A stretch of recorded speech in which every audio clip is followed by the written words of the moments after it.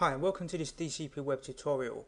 In today's tutorial I'm going to be giving you a beginner's guide to Movie Edit Pro 2013.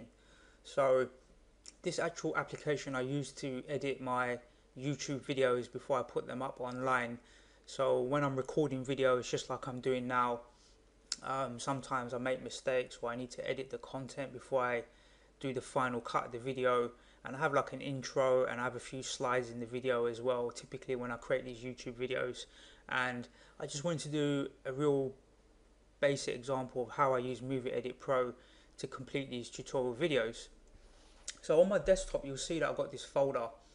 It's called Movie Edit Pro Beginners Tutorial, and inside of here I've got some files that I want to use to create a final tutorial video, and the video that I'm going to be creating is called YouTube Video Twitter. So it's basically how to post YouTube videos onto Twitter. So we could say this is a raw file. It hasn't been edited at all, and I've got an intro file here, and I've got these slides that are created in Photoshop or any other really graphic editing software. Now before I begin the tutorial, one thing I think you should really understand is there's different types of video formats. I've got an AVI file here and I've got an MP4 file. They're both videos at the end of the day, but they're in different formats. That's not so important to understand, but really what is important to understand is the actual resolution of your video. So most videos I create at 1920 by 1080 because the resolution of my monitor is HD resolution, and this is really the largest sort of format video that you're going to ever be creating, 1920 by 1080. So all the videos that I create are typically this resolution. If you're doing videos from a camcorder or you're capturing them on your phone, then the resolutions might be smaller. So the best way to check after you've got the actual raw video on your computer is to right click and go to properties and then view the details. It's quite important to know the file, the frame width and height before you start doing your actual final video editing, because you're going to need that information when you start to create your movie or your video in Movie Edit Pro. You need to know the right resolution that you're using. Typically nowadays you're going to have two resolutions. You're going to have 720p and 1080p. This is 1080p, and the other resolution is 720p. They're both HD resolutions, but most phones will be capturing at 720p, and video camcorders and stuff like that will probably be capturing at 1080p. So really one thing I just wanted to show you was I wanted to just quickly go to YouTube, and here you can see all the different videos that I've created on different types of tutorials, explain how to do different things, a wide range of software applications.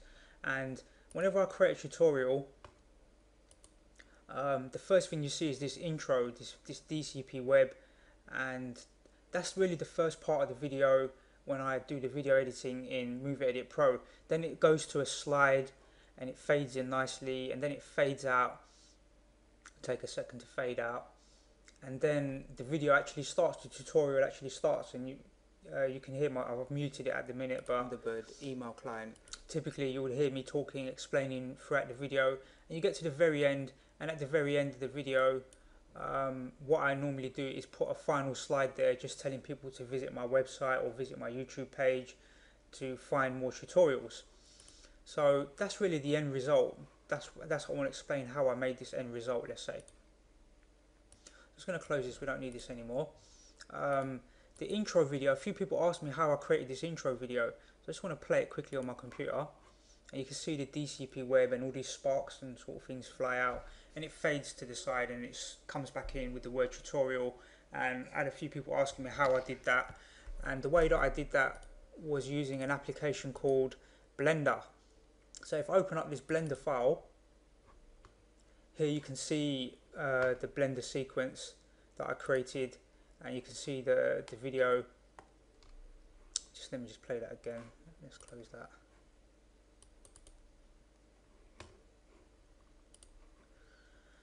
And I use Blender basically to create this video, this introduction. So on another tutorial I'm going to be showing you a separate tutorial how I used Blender to create this 3D animated introduction. It's a bit beyond the scope of this tutorial, but After I created this in Blender, I exported it into an AVI file, which is why you see this AVI file here called intro.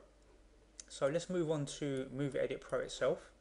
So I'm going to open up the application. I have quite a few different applications that I use for various jobs, but in this case we're going to go to Magix Movie Edit Pro.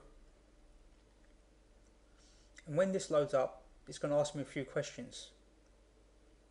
Let's just wait for it to load.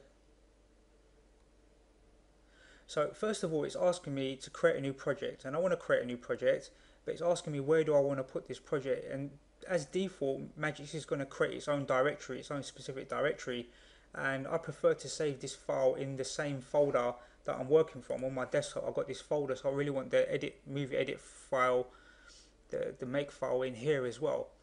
So I normally change this path. I browse, and I'm going to, on my desktop I've got this folder called Movie Edit Pro, and I'm going to select that folder.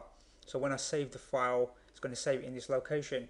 And another thing I mentioned, if you remember, just a minute ago, was talking about resolutions, the actual video editing resolution. So when I right click here and check the properties, you'll see it's 1080p, and here it is 1920 by 1080p running at 29 frames a second.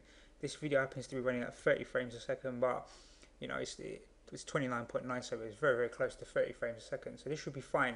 So you need to do this checking first to make sure that you're not running at a lower resolution. Really, there's going to be two types of resolutions you're going to use. It's either going to be the 720p 720 by 1280 720p here, or 1080 by 1920, this resolution here. But you should double check that before you start doing your editing, because that's going to make a big difference to how this end video is going to, you know, the end result. I would suggest that you try and do your videos at full resolution and upload them to YouTube at full resolution if possible. If not, then you can use 720p. In this case, I'm going to leave it as the default 1920 by 1080, and I'm going to use the highest audio sampling possible just to make sure the audio is very clear, which is quite important. So I'm going to click OK, and it's just telling me that the directory already exists. So I'm going to say yes, use this same directory. It's just asking, you know, it's already found this directory. I've already created it already, and it's just saying to me, well, it already exists. Do you still want to use it? Yes, I do. And the first thing I do is always save my work. So I click save, and it's in the same directory, and it's giving it the file name. I'm going to click save. So now every time I save it, it's going to save it into that same directory. This little box here is used for different things, and one thing it's used for is the import section, so you can import files into your project. And at the moment it's looking at my desktop, and it's looking at that very same directory. So on my desktop I've got this folder, and inside that folder I've got all the files that I want to use to make this final edit. And with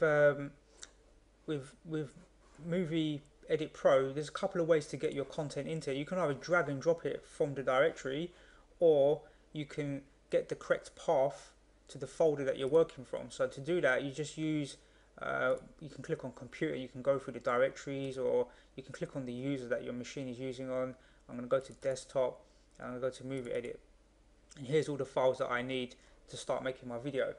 Now in Movie Edit Pro, you'll see these bars. Let's call these bars, or really this is like the timeline, and in each one of these separate boxes going across, you can have different types of content. So you can have videos, you can have audio, and you can have many of these. You can have up to, I think, 32 different layers of video content.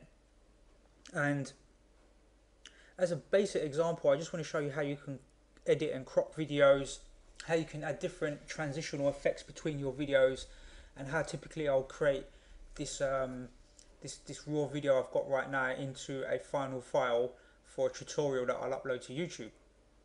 Now there's quite a few other views here. There's like a multicam view. This is a bit beyond the scope of our project today. We've got this scene overview, and then we've got this scene overview here. There's nothing in there at the moment because I need to drag some content into here. So really the first thing I want to drag in is the intro. So I'm going to drag and drop it onto this timeline.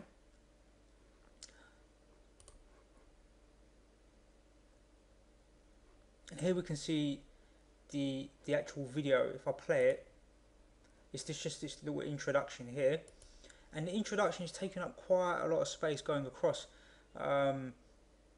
Really, from here to here is representing 1 second, 2 seconds, 3 seconds, 4 seconds, and in the total duration, you know, it's taking up too much space. So the way that you can fix this is use your mouse wheel, and as I scroll downwards using my mouse wheel, it reduces how much space it's taking. So you can see now, as I keep scrolling down, the timeline's going to get shrunk down. So let's just keep going. Maybe that's the wrong way to... You've got to hold down the control key, my bad. So really I want to try and get the video in a shorter duration space. So it's 10 seconds in duration. So you need to hold down the control key and use your mouse wheel. So if I hold down the control key and scroll downwards using my mouse wheel, it's going to take up less space. And I can see things a bit more clearly now. And you can zoom in. It's almost like zooming in and out of your video. You can think of it that way in a way. So it's just taking less space now. It's a bit easier for me to control. If we click on this scene view, then we can see this one intro video here. Now, after the intro plays, normally I'll have a slide, and I've got a front slide or beginning slide, and then I've got an end slide. So let's drag the front slide down. Now there's two options here. Either I can drag it onto the second line, or I can drag it onto the same line. And typically I drag it onto the same line because I want to do a transition between the two of them. And this slide is going to last, we want it to last 5 seconds. So this will be 5 seconds here. The video is 10 seconds in duration. You can see the timeline. Hopefully you can see that clearly across the top here. Here's the timeline. So we've got a 10-second intro, and then we've got this 5-second slide that's going to show. So let me just play that on its own as it would be.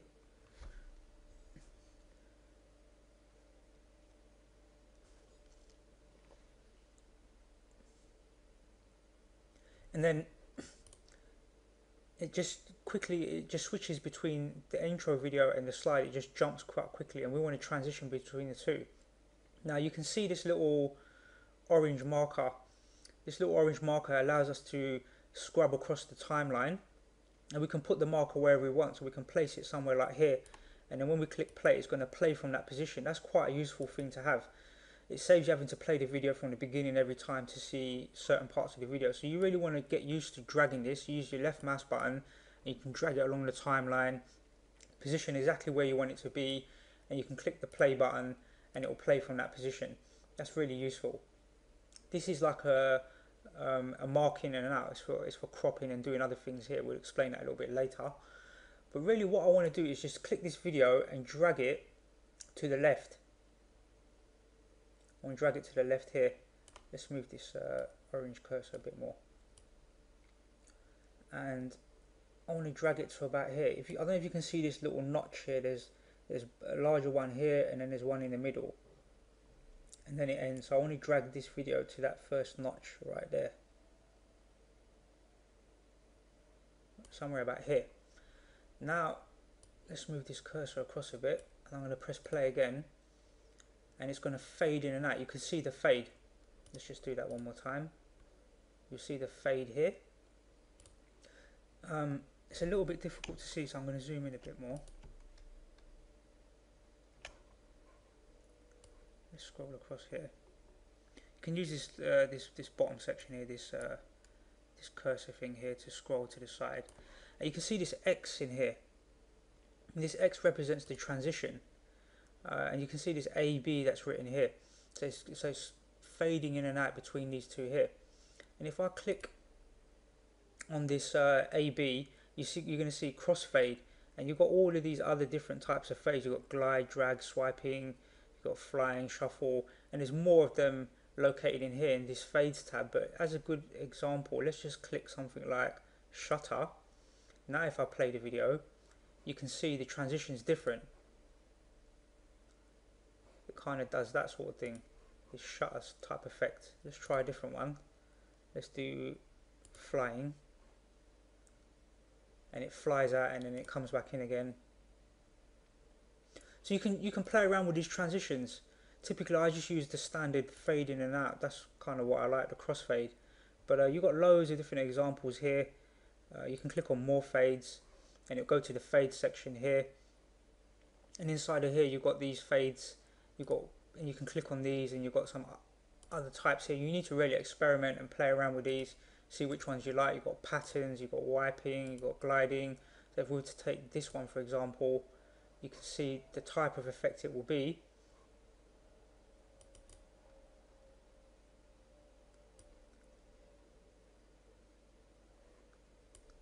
And let's just see.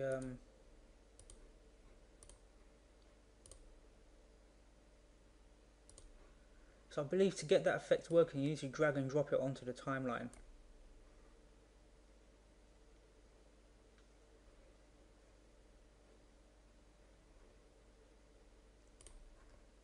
Let's try that now.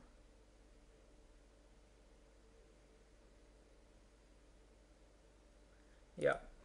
So if you want to choose one of these effects, you can see it's marked as red. That means it's being used at present. And you can change between your slides and your effects by simply dragging and dropping them down.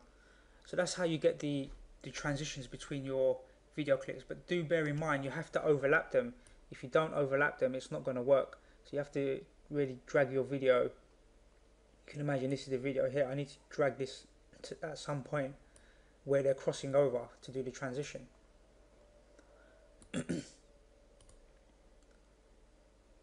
So that's how you get your transitions. I'm just going to stop the video now. Okay. So at the moment we have the intro. We have this transition between the video intro and then the slide. And then the slide, we want that to stop at some point. With this slide, this is just a still image, so it doesn't really have a specific time. If you want the image to display for longer, you need to click on the right side and drag it, and that will determine how long that particular slide lasts for. And I normally keep them quite short, maybe 4 or 5 seconds, so people get enough time to read it, understand what the actual video is about. So typically about 5 seconds is good enough for me. And then the next thing we want to do is I'm going to drag in the main video content. So we have the intro, this slide with the transition, and then we have the main video content. And I'm going to drag that onto the same timeline, onto this first timeline. Now the video, you can see it took up 2 spaces. The reason why that is because it's got an audio channel and it's got the video with it. With these first 2 slides here, or these first 2 sections, the intro doesn't have any audio, and the video here doesn't have any audio. So this still slide. If I wanted audio to be there, I could make a little music track and then drag it on this part of the timeline, and then I could have audio playing when this intro and this slide is playing, but I just don't normally do that. But that's your choice. So you can drag MP3 files in here as well separately if you've got a space here where there's no audio and you want to put audio in there, just like you're dragging in the videos. So with this video, I like to overlap it as well, so I'm going to overlap it a bit. And I'm going to drag it to the side, and you're going to see this little X in here, and this is telling me that there's going to be a transition. We'll play this again.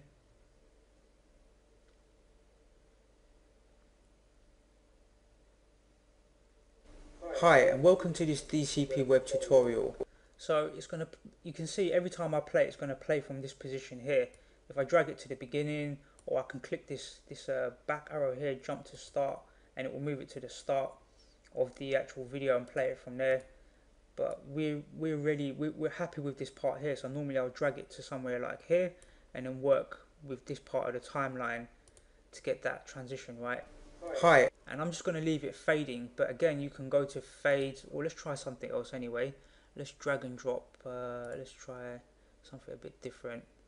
I wouldn't normally save it like this, but we'll try something. Let's have a look at patterns. And maybe we use these diamonds, so we drag this diamond pattern onto this section here, and we click import. We're going to play it. Hi and welcome to this DC, and then we have a different type of transition. So when I created this video, it's quite long, you know, it's not a short video. We can see as I'm scrubbing across, there's a bit, it's only about 5 minutes long, but It's explaining how to add YouTube videos to your Twitter page, your Twitter timeline here. That's what this actual video is about. And normally when I get to the end of the video, I normally need to crop something out, or if you need to crop something in the middle. So the way that you can do this, you need to have your marker. So I'm going to use the control key and zoom out a little bit, so we can shrink down the timeline a little bit. And sometimes you need to zoom in to cut smaller parts. You need to zoom in quite a lot. Use the control key and the mouse wheel moving upwards, and use the control key and the mouse wheel downwards to zoom in and out of this timeline.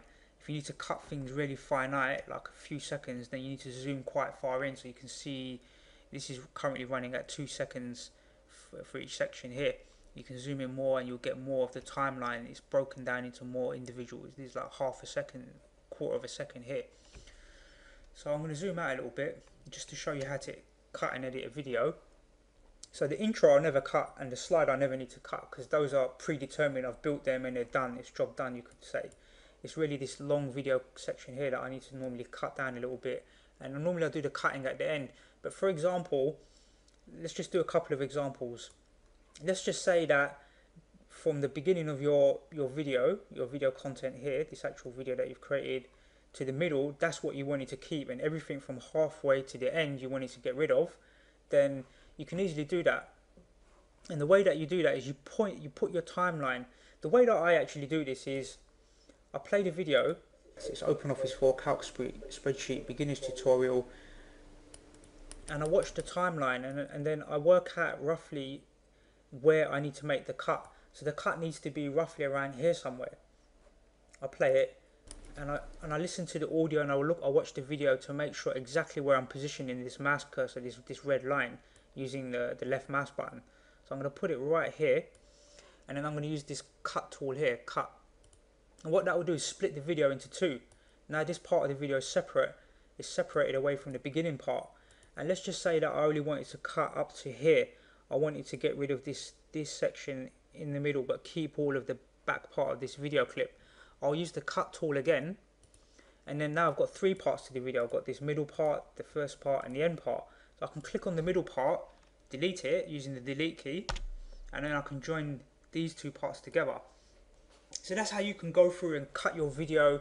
It's very simple. You can make as many cuts as you want, and you can delete out parts from the middle. If you want to delete out parts at the end, you simply move the mouse cursor to the end part. Let's just say we want to cut out this last block here.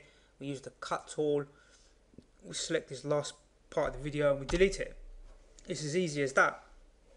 You can drag more videos down, and if you got quite a complex video sequence, then you can drag your other videos onto further down the timeline, down here, onto these other parts, and you can cut and crop and edit them separately, but they'll always play as one seamless video at the end when you complete the video itself.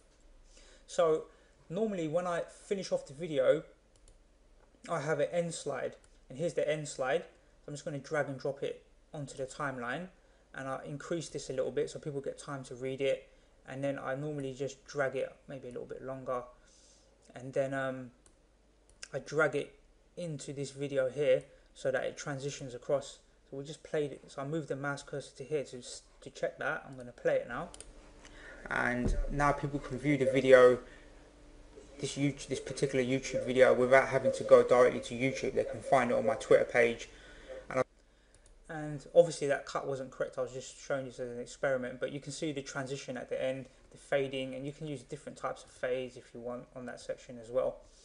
So that's how I go about editing and creating a basic YouTube video for my tutorials that I create.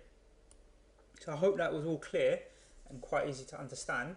Obviously, while you're going through this, my advice is that every step that you do, you try and save the work. I should have really been saving this as I go along. I was just doing it as a demo, so I'm not really saving it, but you should always click this save button.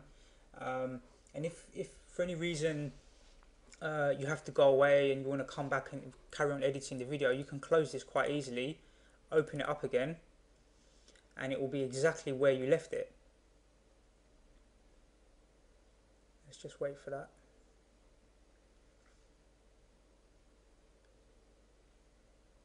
And it will load up exactly as you left it previously. So in this tutorial example, we use the intro video that I created in Blender, but you can make your own intro video. You can use, there's lots of various pieces of software that you can use. I'm going to do a tutorial on Blender later, how I created that intro video, so you can follow that one separately. Then I had a still slide. This still slide I created in Photoshop, but if you don't have Photoshop, don't worry, you can use something called GIMP, which is a image editing application. And if you're going to use some sort of slide, remember that you need to make the slide itself the same resolution as your video clip. So in my example, I created the slide at 1080 by 1920 wide by 1080 high. It was a HD resolution slide that you could say. We can probably see that here if I open up this slide, this front slide. If I check its properties, details, we can see that it's 1920 by 1080. That's the still image, and the video that I'm editing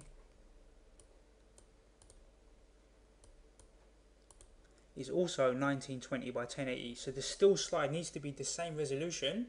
Even though it's not a video clip, it should be the same resolution as the video that you're editing as well. And the actual movie editing file that you create should be the same resolution as the video as well. So you want to keep it all unison, you want to keep it all organized and all at the same resolution, and you won't have any pixelation and problems in your video later. So once you've done your video and you're happy with it, this is this little scene tool, and it shows you, this is another way that you can get to the transitions as well. You can do the transitions from here as well, so you can go and edit the video and do the transitions this way. My advice is that you stick with this view, the timeline mode. This is probably the best way to edit your video. It's definitely the way to edit the videos, and I prefer to use this when I do the transitions and stuff like that. I just like to use the one view. It's entirely your choice. If you've got a very complicated video with loads of imagery and loads of content in the video, then you may find doing the transitions here a bit easier, but I tend to use just the standard view here. Now I'm just going to save this. Now one thing is, after you've done this video, you want to be able to put it up onto YouTube, and there's a few different ways of doing that, and the way that I prefer to do it, I'm not sure it's 100% the correct way, but this is the way I like to do it. I click on export, and then you can upload it directly to the internet, but I like to save it to my computer, and then I'll upload it to YouTube myself, logging into YouTube. So I prefer to do it this way. So I click on save on my computer, and then in the format I select MPEG-4, which is MP4 we could say, and then I want to set it to, you're going to want to set it to one of two resolutions, either HD quality 1 if your video is at 1280 by 720p, but if you've got a full HD video, then you want to do it at 1920 by 1080. So this is how I normally save the video, and then when people are watching it on YouTube, they can watch it at full HD resolution, and the quality is very, very clear, especially when you're doing like tutorial videos. You don't want it to be all blurry and pixelated. People find it hard to follow what you're doing on the screen, so it's better to have a nice, it takes a lot longer to upload, but at least you're giving the user or whoever's visiting your video a nice clear way of viewing it. You can either do it at, this is like HD resolution as well, but I tend to use the full HD, and then just click the save video, and then you're going to go to your desktop or wherever you're going to save the file temporarily. I'm going to go into this file here, and then I'll give it a new name, and I'll click the save button, and it will start to save the video. Now you've got to be a bit patient when you save the video. It's not a quick 2-minute job. It takes a bit of time to export the video at high resolution, but in the end you're going to get a better quality video to upload to YouTube, so it's best to save it at this resolution for me. I'm just going to click cancel because I don't really want to save this video. It's not a proper video. So just going to close this. Just want to save this. So I hope that all made sense. There's much more that you can do with Movie Edit Pro, but typically I use it in this basic way just to cut my videos and do my editing. There's so much more that you can learn from here. There's effects and there's titling. You can plug in titles and stuff like this as well. So the best way to learn this stuff is to go and experiment. You can plug in different types of titles. If you wanted to, if you couldn't create this intro video, for example, I could delete this, for example, and I could use one of these samples, these pre-made ones, you could say, and you can edit the text in there. You can do stuff like that. So I hope you enjoyed this tutorial, and if you've got any questions, I'm going to be uploading this video onto YouTube, and after I've finished this tutorial I'm going to actually drag it into Movie Edit Pro and edit it down as well, because there's probably a few things that I want to cut out of it. So do go and experiment, and I look forward to seeing you on the next tutorial.